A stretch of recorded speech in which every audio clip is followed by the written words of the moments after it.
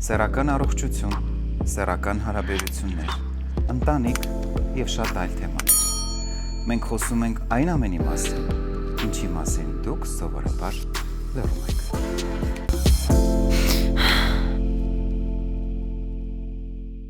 Եթե ձեր սեռական կյանքում քաոս է, հոգ չէ։ Ժամանակն է չքննարկվածը պարզելու և ամեն ինչ իր տեղը դնելու։ Խոսելու ենք մի թեմայից, որը հատկապես անհանգստացնում է տղամարդկանց 50-ից հետո կամ նրանց, ովքեր մոտ են այդ տարեքին։ Տղամարդու առողջությունը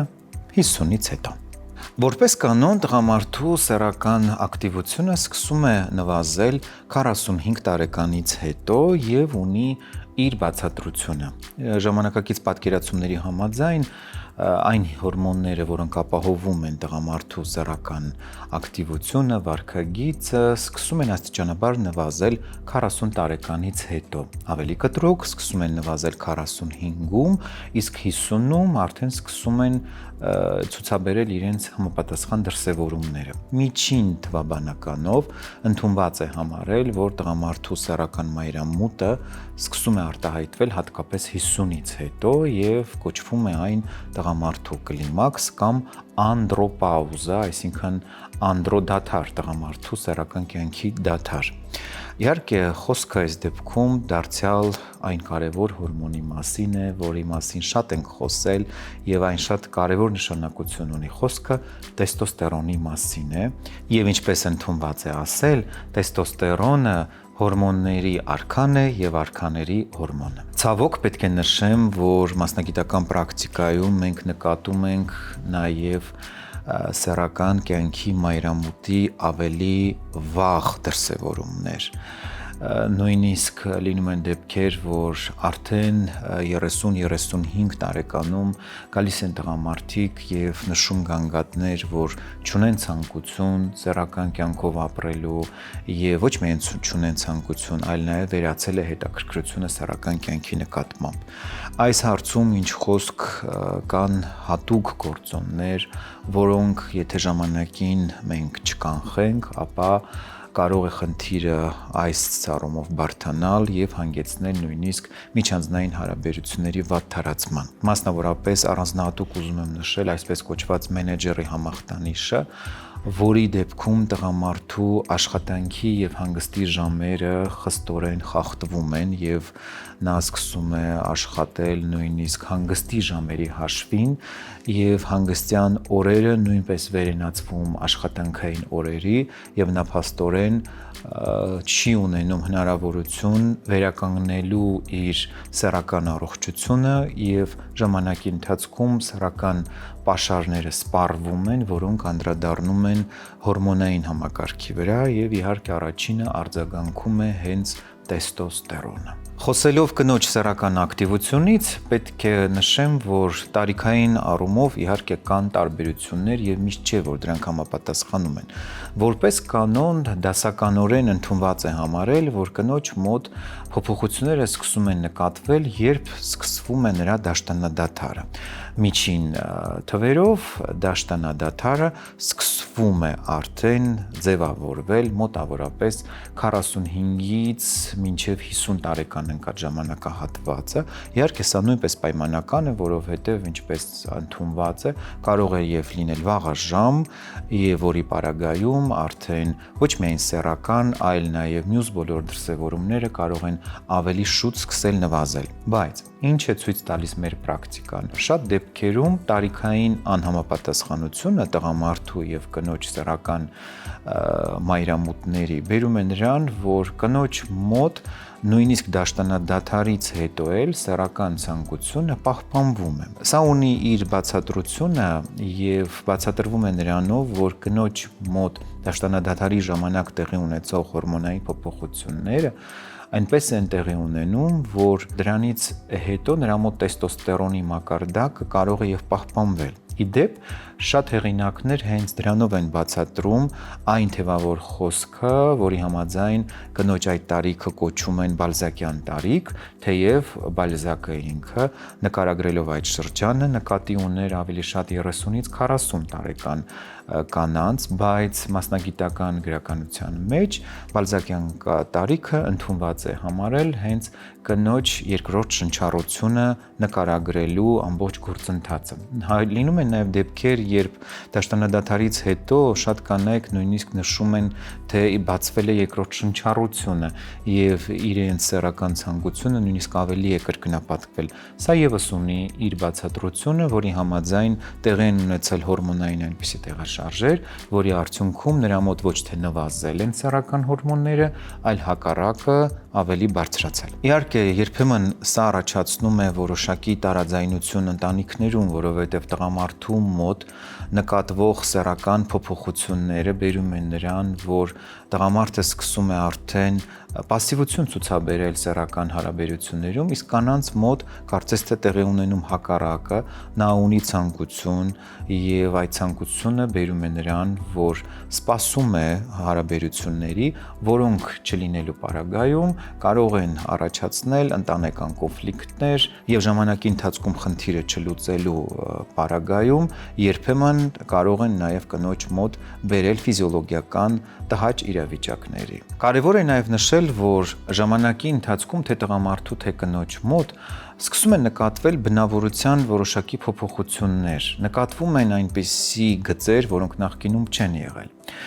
Սովորաբար, իհարկե, զուգընկերների կողմից այս փոփոխությունները սկզբնական շրջանում բավականին սուր են ընկալվում, դառնում են կոնֆլիկտի պատճառ, բայց պետք է հասկանալ, որ տարիքային փոփոխությունները, մասնավորապես 50 անց կամ 50-ին մոտ գտնվող տղամարդու պարագայում օրինաչափ են եւ պետք է իհարկե դրանք ընդունել շատ հանգիստ, հասկանալով, որ դա նույնպես ֆիզիոլոգիական բնականon գործընթաց է։ Պետք չէ օրինակ կոնֆլիկտի վերածել այն, որ տղամարդու բնավորության մեջ սկսել են նկատվել որոշ էլեմենտներ, որոնք նախկինում չկային, քանի որ տարիքային փոփոխություններով պայմանավորված, այդ էլեմենտները ժամանակի ընթացքում դառնում են արդեն սովորական։ Եվ ինչ պետք է անել նման դեպքերում։ Առաջին հերթին իհարկե պետք է փորձել վերացնել լարվածությունը, որովհետև եթե տղամարդը նկատում է, որ սեռական ցանկությունը առաջվանը չէ, պոտենցիան արդեն այն չէ, ինչ որ իրենք կուզենային որ լիներ, առաջին ռեակցիան դա նևրոտիկ ռեակցիան է։ Տղամարդը հասկանում է, որ ինքը արդեն ենթարկվում է ժամանակի ազդեցությանը եւ առաջանում է այսպես կոչված միջին տարիքի ճգնաժամի համախտանիշը, որի դեպքում տղամարդը արդեն սկսում է կոմպլեքսավորվել, խուսափել սեռական հարաբերություններից, հասկանալով, որ այդ հարաբերությունները չունեն նախկին որակը։ Կանանց պարագայում նույնպես իհարկե կարող են նկատվել որոշ էլեմենտներ, մասնավորապես հեշտոցի խոնավության հետ կապված, քանի որ նկատվում է ժամանակի ընթացքում ոչ միայն տեստոստերոնի, այլ նաև էստրոգենի նվազում, իսկ մենք արդեն գիտենք, որ էստրոգենը ապահովում է սեռական օրգանների խոնավացման գործընթացը։ Հետևաբար, հարգելի կանայք, ուշադրություն դարձրեք հատկապես 40-45 տարեկանից հետո նկատվող փոփոխություններին եւ եթե արդեն նկատում եք, որ հարաբերության ժամանակ նկատվում է հեշտոցային չորություն կամ հարաբերությունը տհաճ է ու ցավոտ, ապա պետք չէ դրանց համակերպվել, որովհետեւ մեր օրերում այդ բոլոր սիմպտոմները արդյունավետորեն շտկվում են եւ խնդիրը այլևս չի դառնում գլխացավանք։ Խոսելով կանանց սեռական խանգարումներից, պետք է նշեմ, որ 45-ից հետո կանայք սկսում են նաև նշել սեռական ցանկության նվազման մասին։ Դրա հետ մեկտեղ տուժում է նաև օրգազմը, քանի որ 45 տարեկանից հետո, հատկապես 50-ի նախաշեմին նկատվում է հորմոնային համակարգի փոփոխություն, կանայք եւս իհարկե նկատում են սեռական ցանկության նվազում, իսկ դրանից հետո արդեն սկսում է տուժել օրգազմի ֆունկցիան։ Կինը արդեն հասկանալով, որ սեռական համակարգը չունի առաջվա առույգությունն ու ակտիվությունը, նույնպես իհարկե սկսում է բարդությունավորվել եւ խուսափել հարաբերություններից։ Բայց սա եւս լուծելի խնդիր է եւ ժամանակի ընթացքում անցնելով համապատասխան հետազոտություններ եւ պարզելով հորմոնների վիճակը, հնարավոր է լինում այն շտկել եւ հնարավորինս երկարացնել սեռական մայրամուտը։ Որպես բժիշկ պետք է փաստեմ, որ 50-ն անց թե տղամարդու, թե կնոջ սեռական կյանքը լիովին նորմալ է եւ շատ դեպքերում կանայք եւ տղամարդիկ ամաչում են այդ տարիքում բժշկի դիմել, մտածելով, որ անհարմար է, ժամանակն արդեն անցել է, պետք է հարմարվել եւ այլն։ Այս ամենը իհարկե վերանայման կարիք ունի եւ բոլորովին կարիք չկա խնդրին համակերպվել, լռել կամ առավել եւս փորձել փակել սեռական կյանքի էջը, որովհետև նման դեպքերում խնդիրը ավելի է բարդանում եւ կարող է ժամանակի ընթացքում հանգեցնել այլ տեսակի բարդությունների։ Ինչ է պետք անել նման պարագայում։ Առաջին հերթին պետք է պատրաստվել այս տարիքին եւ հասկանալ, որ կարեւոր է ժամանակին դիմել բժշկի, ստանալ համապատասխան խորհրդատվություն եւ անցնել այն անհրաժեշտ հետազոտությունները, որոնց վաղ հայտնաբերման պարագայում հնարավոր կլինի խուսափել մի շարք տարիքային խնդիրներից եւ սեռական համակարգի հետ կապված բարդություններից։ Առանձնահատուկ կարևոր է ուշադրություն դարձնել հատկապես հորմոնային խնդիրներին, որոնք գլուխ են բարձրացնում հենց այդ տարիքում։ Եվ ժամանակակից բժշկությունը արդեն նույնիսկ ունի մշակած ուղեցույցներ, որոնց համաձայն այդ տարիքում սկսվող հորմոնոթերապիան եւ ոչ միայն հորմոնոթերապիան կարգավորում է բոլոր այն վերոթվարկյալ փոփոխություններն ու բարդությունները, որոնք գլուխ են բարձրացնում այդ տարիքում եւ զերծ է պահում մի շարք բարդություններից, որոնք հետագայում կարող են դառնալ բավականին մտահոգիչ։ Բացի այդ, իհարկե շատ կարեւոր է ուշադրություն դարձնել նաեւ այն բոլոր վնասակար սովորություններին, որոնք կարող են բարդացնել ընթացքը, մասնավորապես շատ կարևոր է ժամանակին ուշադրություն դարձնել սննդակարգին, օգտագործել օգտակար սնունդ, որի պարագայում հորմոնային համակարգը կլինի համեմատաբար ավելի ակտիվ, զերծ կմնան ճարպակալումից եւ արդյունքում իհարկե սեռական մայրամուտը զգալիորեն կուշանա։ Մենք մեր հաղորդումներում անդրադարձել ենք սեռական սննդակարգին եւ նշել, որ սեռական սննդակարգը ունի չափազանց կարևոր նշանակություն տղամարդու եւ կնոջ սեռական ֆունկցիայի պահպանման հարցում եւ այս պարագայում սեռական մայրամուտը հետաձգելու հարցում նույնպես իհարկե գրագետ ճիշտ սեռական սննդակարգը ունի չափազանց կարևոր նշանակություն։ Զերծ մնալ ավելորդ քաշից, փորձել ժամանակին իհարկե ուշադրություն դարձնել այն զուգակցող հիվանդություններին, որոնք արդեն գլուխ են բարձրացրել, որովհետև անտեսելով դրանք կարող ենք միայն խորացնել խնդիրը եւ ձեռք բերել հավելյալ հիվանդություններ։ Օրինակ, եթե այդ տարիքում արդեն արկա է ճնշման խնդիր կամ սրտի հետ կապված որևէ խնդիր եւ ստիպված է լինում անձը օգտագործել համապատասխան բուժում, ապա պետք է հասկանալ, որ նմանատիպ դեպքում սեռական ֆունկցիան կարող է ավելի շուտ սկսել նվազել, հետեւաբար նման պարագաներում պետք է դիմել բժշկի, որպեսզի սեռական ֆունկցիան հնարավոր լինի հնարավորինս շուտ պահպանել եւ ակտիվացնել, քանի որ կողմնակի հիվանդությունների բուժման ժամանակ ստացվող դեղամիջոցները կարող են ընկճել սեռական ֆունկցիան, բերելով սեռական կյանքի վաղաժամ մայրամուտի։ Խոսելով տղամարդու սեռական խնդիրների մասին, հատկապես 50 անցի պարագայում պետք է նշել, որ բոլոր սեռական խնդիրները գործնականում արդյունավետորեն բուժվում են։ Պարզապես պետք է հայտնաբերել պատճառը եւ դրանից հետո նշանակել համապատասխան բուժում։ Թե սեռական ցանկության խնդիրները, թե պոտենցիայի հետ կապված խնդիրները հնարավոր է բուժել, մասնավորապես եթե գործ ունենք հորմոնային համակարգի տատանման հետ եւ պարզելով օրինակ տեստոստերոնի մակարդակը, հնարավոր է այն արդյունավետորեն վերականգնել։ Սեռական թուլության հետ կապված մեզ կարող է օգնության գալ մեր հաղորդման գործընկեր Հայսամ ընկերության Տադաֆորտ դեղամիջոցը։ Տադաֆորտը ունի երկու դոզավորում 5 եւ 20 միլիգրամ։ 5-ը նախատեսված է ամենօրյա օգտագործման համար բուժման կուրսում, իսկ 20-ը նախատեսված է պլանավորված սեռական հարաբերությունից առաջ։ Դեղամիջոցը աչքի է ընկնում իր բարձր արդյունավետությամբ եւ օգտագործելուց հետո պացիենտը արդեն աստիճանաբար զգում է պոտենցիայի կարգավորում, հատկապես եթե կուրսը ընդգրկում է հավելյալ դեղամիջոցներ, որոնք կարգավորում են նրա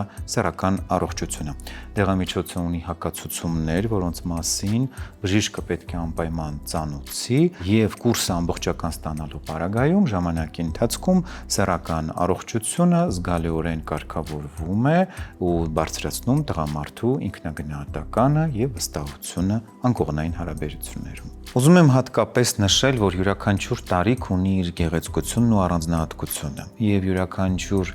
տարիք պահանջում է հատուկ մոտեցում։ Երբեք ուշ չէ եւ առավել եւս ամոթ չէ խոսել այն խնդիրներից, որոնք բնորոշ են այդ տարիքին, եւ կոնկրետ այս տարիքը ունի համապատասխան մոտեցում ու առավել եւս եթե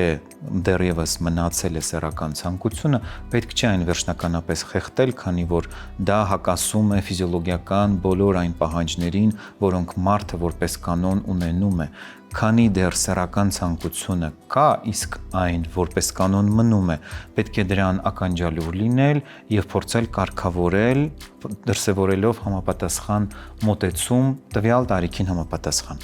Ամոթի եւ բոլոր մնացած դրսևորումներն ու կոչերը, որոնք հաճախ ես լսում եմ, միմիայն ավելի ծանրացնում են վիճակը եւ ստեղծում բավականին բարդ խնդիր, քանի որ տղամարդը ստիպված է լինում կամ այլևս չխոսել այդ խնդիրներից կամ էլ փորձել իր կարիքները բավարարել այլ տարբերակով, որն էլ հղի է մի շարք խնդիրներով։ Կանանց պարագայում եւս շատ դեպքերում մենք նկատում ենք բավականին լուրջ բարդություններ, կանայք ամաչում են, փակում են այդ էջը, որն էլ բերում է հավելյալ նևրոտիզացիայի, ինչն էլ անդրադառնում է նրանց միջանձնային հարաբերությունների վրա։ Հետևաբար իմ խորհուրդն ու կոչը՝ եղեք ականջալուր եւ երբեք մի ամաչեք ձեր խնդիրներից, անկախ տարիքից։ Հավատացնում եմ ձեզ, ինձ մոտ նույնիսկ գալիս են եւ եկել են ոչ թե 50 անց, այլ 60, 70, նույնիսկ 80 անց պապիկներ եւ նաեւ տատիկներ, որոնք ուզել են իրենց հարաբերությունները ավելի ներդաշնակեցնել, գուցեև առանց անմիջական սեռական հարաբերություններ ունենալու, պարզապես վայելելու այն, ինչը որ հնարավոր է վայելել այդ տարիքում։ Իսկ առջևում հետաքրքիր հարցազրույց է բժիշկ ուրոլոգի հետ։ Մնացեք մեզ հետ, վստահ եմ հետաքրքիր է լինելու։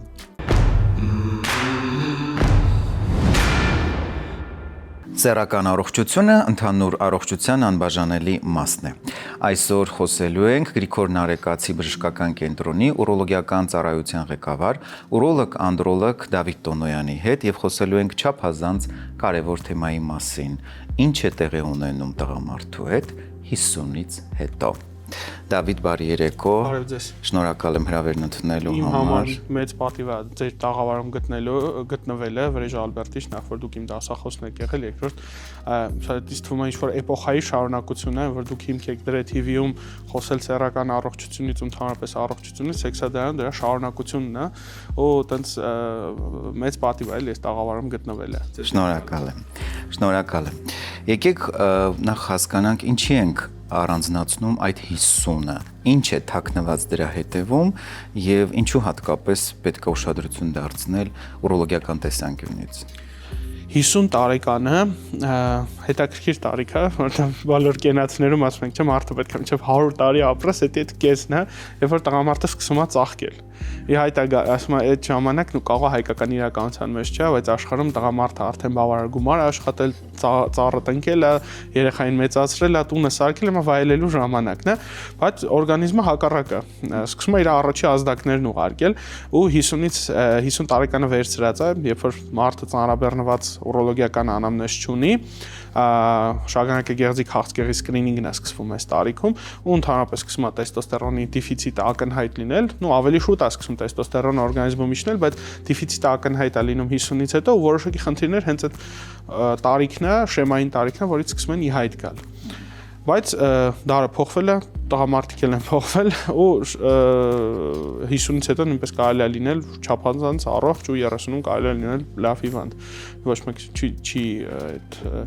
հաստատ բան չի էլի, որ հաստատ ամեն ինչ վատ է գնալու, որովհետև տարիքի հետ տեսնում եք տղամարդկանց ում տեստոստերոնն ավելի բարձր է, քան շատ երիտասարդների մոտ։ Երևի դուք էլ նկատած կլինեք սերունդների հետաքրքիր տարբերությունը, որ պապիները ավելի առողջ են, միանշան, քան երիտասարդները։ Նու առաջի հերթին ամեն ինչն է հիպոդինը պապին, որովհետև երբ որ ինչ որ պաշտոնի պետքա գնար սովետական տարիներից, հիշում եմ պապիկս պատմում էր, ասում էր ես մինչև կոնկուրս մտնելը 3 տարի բանվոր եմ աշխատել։ Այսինքն ինչ որ կյանքում իմ պապին մոտ 1000 օր զբաղվել է ֆիզիկական ծանր աշխատանքով, որ կարողանա կարիերա կառուցի։ Իսկ հիմա 21-ում համալսարանը մարդը ավարտում է, համակարգչի դեմն է, ու դուք ձեր պրակտիկան ավելի մեծ է, տեսած կլինեք, թե ինչքան են պացիենտներ, ովքեր անդադ համակարգչային ծանրաբեռնված աշխատանքի շրջանակներում իրանց մոտ սեռական խնդիրներ դառնում են առավել ակներև, քան են մարդկանց, ովքեր ֆիզիկական աշխատանքով են զբաղվում։ Նույնիսկ sense հետաքրքիր բան կա, հիվանդին հարցնում ինչ եք աշխատում, ասում չէ, բժիշկ ջան, ֆիզիկական գործ չէ, ասում հա, որ ֆիզիկական գործելներ դուք ստեղ չեք էլ կա, որտեղ չեք ունենա այդ խնդիրները։ Հենց այդ բերումով էլ բնականաբար շատ դեպքերում խնդիրը եւ առաջանում է, բայց ուշադրություն նրան չեն դարձնում։ Դավիթ, երբանից պետք է մտահոգվի տղամարդը, երբ մտածի, որ այ ժամանակն է ոնց որ թե հետազոտվել, որպեսզի 50-անցը շատ պրոբլեմատիկ չլինի։ Այստեղ կարևոր է հասկանալ հիվանդը գանգատներ ունի, թե չէ։ Եթե չունի գանգատներ ու ապրում է ակտիվ սեռական կյանքով, տարին մեկ անգամ սեռավարակների կամ կես տարին մեկ կամ չգիտեմ, եթե դրանք շատ հաճախ են 3 ամիսը մեկ սեռավարակների քննություն հանձնելը ու մի հատ միզողիների ուլտրաձայնային հետազոտություն անցնելու ամենակարևորներից մեկն է։ Այդ հետաքրքիր պատմություն կունեմ, այստեղ պատմեմ, եթե դեմ չեք։ Իհարկե։ Ուսանող էինք Կրասնոդար քաղաքում կլինիկական արձինատուրա էինք անցնում ու ընկերներով որոշեցինք իրար վրա սոնոգրաֆիա պարապել։ Ու տղեկից մեկի մոտ հայտնաբերեցինք երիկամի վրա անգիոլիպոմա։ Ոչ շատ կասկածելի տեսք ուներ, մենք մեզ թվաց, որ ինքը անգիոլիպոմա է։ Ոչ գանգատ ունի, ոչ բան, ուղղակի պարապում են, գիշերը հերթապահեն։ Եկեք մեր հետևողներին բացատրենք ինչ է անգիոլիպոման։ Հա, անգիոլիպոման բարոյա գոյացություն է, անոթային ճարպային գոյացություն է, որը երիկամների վրա շատ հաճախ հանդիպում է։ Կասկած մտավ, ասացինք, հիվանդանոցը շատ մեծ է, կատեները շատ են, հերթապաբժիշկները շատ են, ասի արի գնանք կատեի։ Գնացինք կատե արեցին, պարզվեց մենք գործ ունենք երիկամի ուռուցքի հետ։ 2 օր հետո կատարվեց երիկամի ռեզեկցիա, ուռուցքը հեռացվեց։ Այսինքն այս պարագայում 30 տարեկան տղայի մոտ մենք ուլտրաձայնային հետազոտությամբ պատահականորեն հայտնաբերեցինք մի հիվանդություն, որը կարող մի քանի տարի հետո դառնար ճակատագրական իր համար։ Իսկ ինքը վիրատանց դուրս գալուց արդեն առողջ մարդ էր, նույնիսկ հավելել քիմիոթերապիայի, այլ բուժական միջոցառումների կարիք չունեցավ։ Դրա համար տարեկան սոնոգրաֆիան կարող շատ տենց անակնկալներ հայտնաբերի։ Երկրորդը ամենակարևորը սեռավարակները մենք խոսեցինք ու երրորդը, եթե տղամարդը ունի լիպիդ, այսինքն ավելորդ քաշ ճարպակալում, օրինակ իմ նման բան չի, մարմնակազմությունը իմ նման չի, այսինքն ունի ճարպակալում կամ ավելորդ քաշ, ինքը խորհուրդ եմ տալիս որպես բժիշկ ուրոլոգ կամ որպես բժիշկ ավելի շուտ, որպեսզի անցնեն լիպիդային անալիզներ, այսինքն խոլեստերինը ստուգվի իր տեստոստերոնը, ստուգվի իր էստրադիոլը, որովհետև այդ անկումը կարա նույնիսկ տեստոստերոնի փոքր կամ այդ խոլեստերինի բարձր լինելը տրիգեր հանդիսանա, որպեսզի մարդը սկսի սպորտով զբաղվել, առողջ սնվել ու գա հասնի իմ նորմալ մարմնակազմությանը։ Դրա համար այդ հետևյալ քննություններն են։ Իսկ 50-ից հետո ինձ թվում է,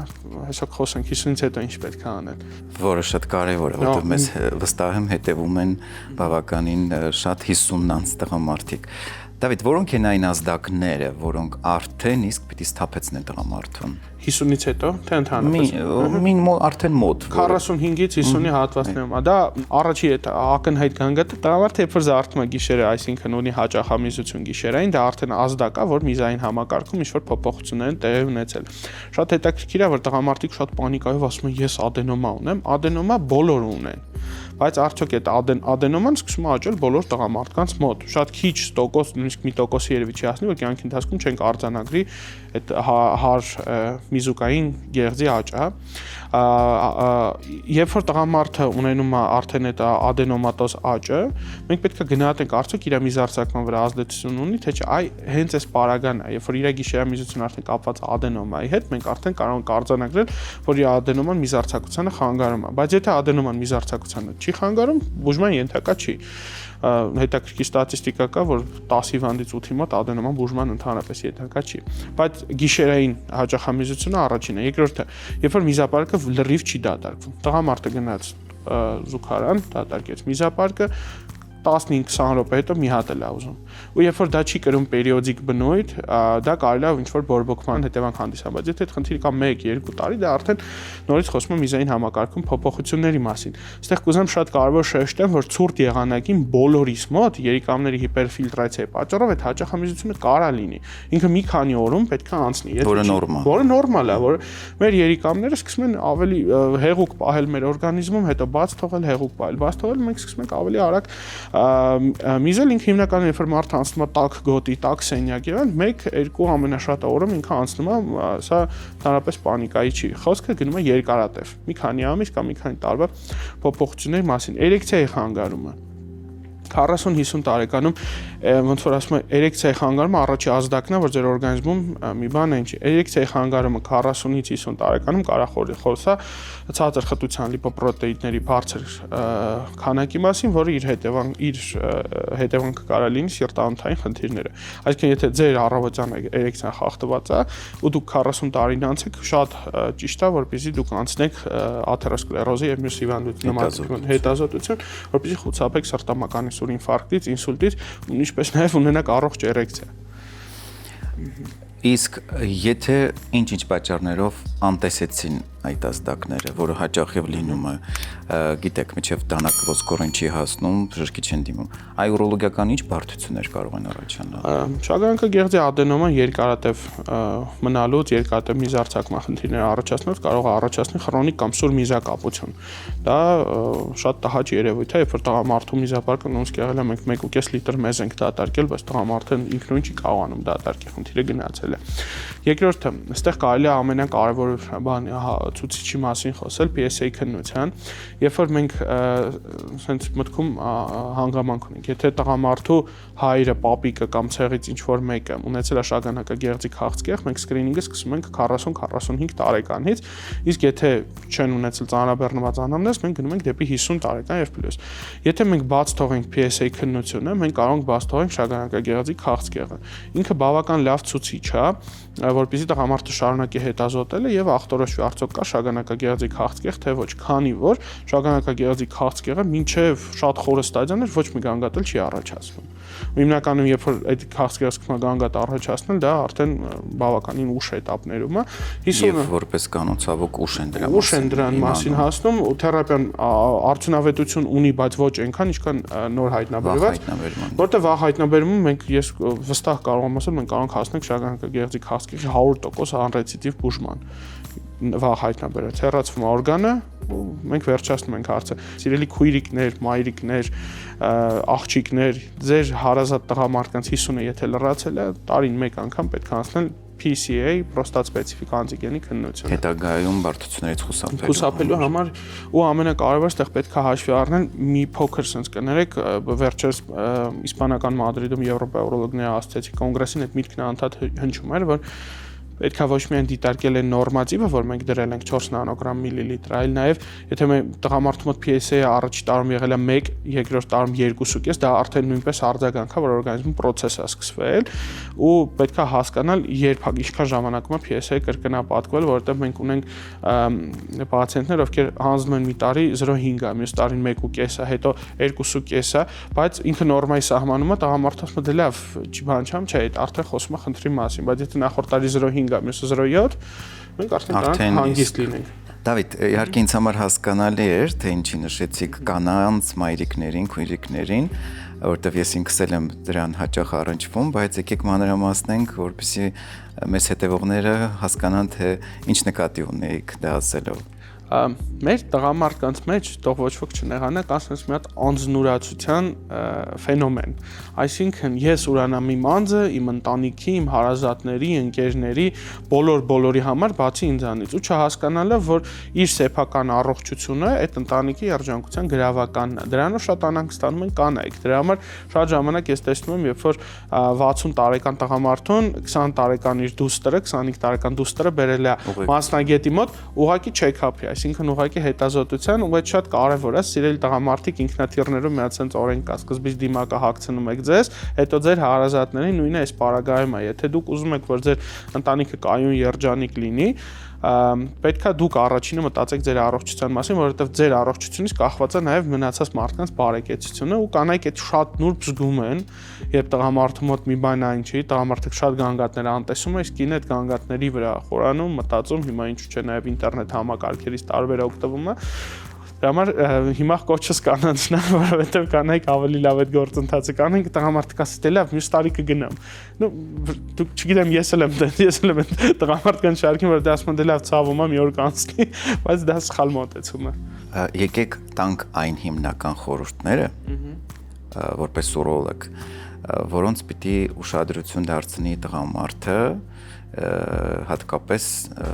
այն տղամարդը, ով արդեն մոտենում է 50-ի շեմին, ինչին ուշադրություն դարձնի եւ երբ պետք է դիմի բժշկի։ Առաջինը օրգանիզմի ազդակներին։ Եթե ձեր միզարձակումը փոփոխվել է, դիմեք մի հատ բժշկի։ Թող աստվածախնդիր չլինի, բայց ստուգվեք, համոզվեք դրանում։ Երկրորդը ձեր սեռական համակարգը, այսինքն եթե դուք ունեք սեռական ցանկության անգում, ճիշտ կլինի բժիշկ սեքսոպաթոլոգի հետ առաջինը, որովհետև ես միշտ օրինակ համամիտեմ, որ բժիշկ սեքսոպաթոլոգի հետ զրուցեմ, որովհետև լիբիդոյի անկման մեծ մասը դա հոգեբանական խնդիրներ են։ Մարդու հետ երբ որ զրուցում ես, ասում է ես $5 միլիոն պարտք ունեմ, ասում եմ, հա նորմալ է որ դու սեքս չես ուզում, չես էլ ուզելու, ինչքան էլ քեզ աշխարհի դեղերը տանք, ու դրա համար ամենակարևորը ստեղ հասկանալ այդ ամեն ինչի արանքում հոգեբանական խնդիրներ կան թե չկան, սեռական ցանկության անկումը դրանցից մեկն է։ Էրեկցիայի խանգարումները դրանցից եւս կարևորն է, որովհետեւ ինչպես շեշտեցինք, ինքը կարող խոս աթերոսկլերոզի, նույնիսկ սիրտ-լանոթային համակարգում կամ նույնիսկ ախտորոշված դիաբետի եւ մնացած հիվանդությունների համար։ Երկրորդը տարեկան 50-ից բարձր տարիքում կամ 45-ից բարձր տարիքում տարեկան մի անգամ PSA քննություն, տարեկան մի անգամ սոնոգրաֆիկ հետազոտություն։ Իսկ խորհուրդ որպես այդպեսին, եթե թույլ տաք մի փոքր ասեմ, խորհուրդը ամենակարևոր խորհուրդը, որ ես խորհուրդ եմ տալիս, դա հրաժարվել ծխախոտից։ Ինչ էլ ուզում եք անեք, մեր օպերատորները ոնց որ արձագանքեցին դրան, ինչ էլ ուզում եք արեք, պետք է ծխախոտից հրաժարվել, որովհետև շագանակագեղձի, առնանդամի, միզապարկի ամենակարևոր քաղցկեղի համար մեկ ռիսկի գործոնը ու առաջացնողը դա սիգարետն է։ Երբ որ դուք ծխում եք, ձեր օրգանիզմի բոլոր թույները ձեր օրգանիզմը մաքրվելու համար ձեր երիկամներով, պատկերացրեք, թույնը երիկամով անցնում է, հետո լցվում է միզապարկ, դուք էլ այդ օրը աշխատանքի եք, ծանր, չգիտեմ, հանդիպումներ ունեք, հասցրել եք միզեք առավոտյան, մեկ էլ ժամը 3-ից 4-ի կողմեր ու պատկերացրեք անդադար ձեր մոտ 5-6 ժամ ձեր մեզը անդադ ձեր միզապարկի պատերը անդադ թունաքիմիկատների ազդեցության տակ ենթարկվում են փոփոխություններ ու դա բերում է միզապարկի քաղցկեղի առաջացմանը, որը նույնպես տարեկան սոնոգրաֆիկ հետազոտությամբ շատ հանգիստ կարելի է հայտնաբերել։ Այսքան է եւ ամենատես շատ ասեմ ռազմիսլո, բայց ամենակարևորը եւ այս խնդիրներն որ կուզեմ խոսամ օրգանիզմի ազդակներին, կանանց ազդակներին ենք հետևում ու անցնում ենք տարեկան ստուգումները։ Եվ ամենակարևորը ճուշացնել, ականջի հետև չգցել։ Միանշան։ Որպեսզի խնդիրը հեշտորեն հնարավոր լինի լուծել։ Թութ եմ, որ ասում է 21-րդ դարի բժշկությունը թույլ է տալիս շատ խնդիրներ այդ հայտնաբերման շրջանում շատ լավ կոմպենսացնել, ենք տեսնում ենք պացիենտներ, առաջ եթե օրինակ շաքարային դիաբետը երկրորդ տիպի արդեն դատավճիռ էր, հիմա նախնական ստադիաներում նույնիսկ բարձր թվերի դիաբետի բարիատրիկ քիրուրգիան, GLP-1 ընկալիչների պրեպարատներն են, լավ հոգեբանական աշխատանքը պացիենտների լայֆսթայլ մոդիֆիկացիան բերում են, նույնիսկ այդպես ծանր հիվանդությունները հետ են զարգանում, ռեմիսիայի փուլ են անցնում։ Շնորհակալություն Դավիթ, հետաքրքիր եւ բովանդակալից զրույցի համար։ Կարծում եմ այսօրվա մեր քննարկումը կտայիր հետաքրքիր եւ օգտակար խորհուրդները մեզ հետևողներին։ Ձեր շնորհակալություն հրավերի համար, շատ հաճելի էր գտնվել ձեր այդ նույն տաղավարում։ Հուսանք մեր հաղորդումը կլսեն ու ինչպես նաև բացի հեռուստադիտողներից նաև մենք էլ ինչ-որ օրինակ կվերցնենք մեր խոսածածը մենք սկսենք կիրառել ինքներս մեզ համար։ Այս թեմայով այսօրվա համար այսքանը։ Եղեք առողջ եւ երջանիկ ու հետևեք մասնագետների խորհուրդներին։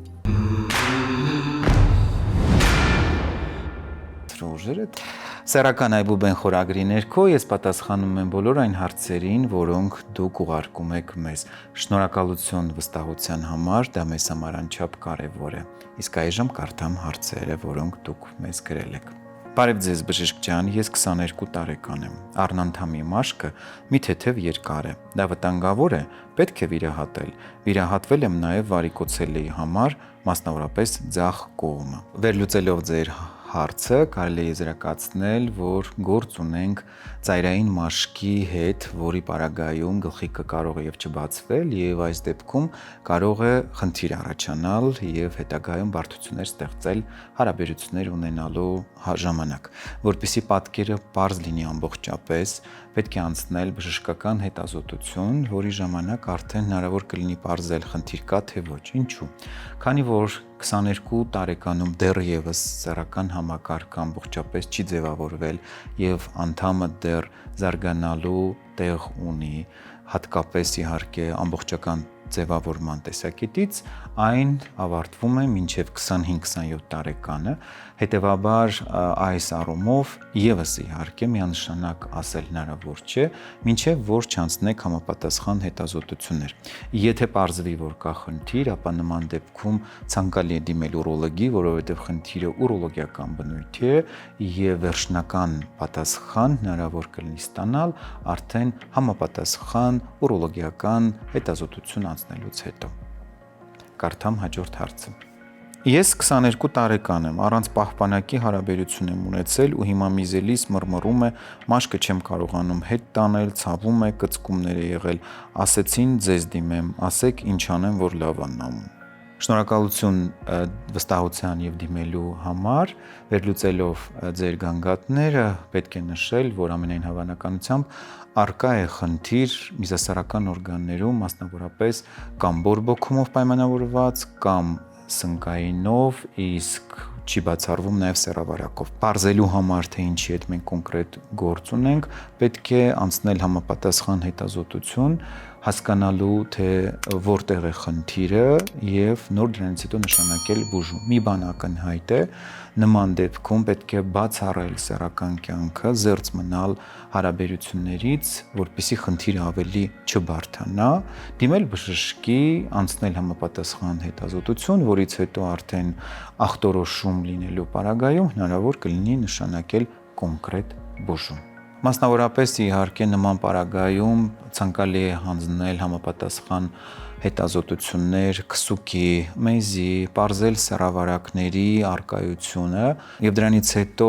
կոնկրետ խնդիրը հայտնաբերելու պարագայում հնարավոր կլինի նշանակել բուժում։ Իսկ այսօրվա հարցերն այսքանն էին։ Գրեք ձեզ հուզող հարցերը, բաժանորդագրվեք մեր ալիքին, սեղ 1 զանգի կոճակը, որպեսզի ժամանակին ստանաք ձեզ հուզող հարցերի պատասխանները։ Տարածեք մեր տեսանյութերը։ Շնորհակալություն մեզ գրելու եւ վստահելու համար։ Դա անչափ կարեւոր է մեզ համար։ Իսկ մենք խոսում ենք այն ամենի մասին, ինչի մասին դուք ուզում եք լսել։ Եղեք առողջ եւ երջանիկ։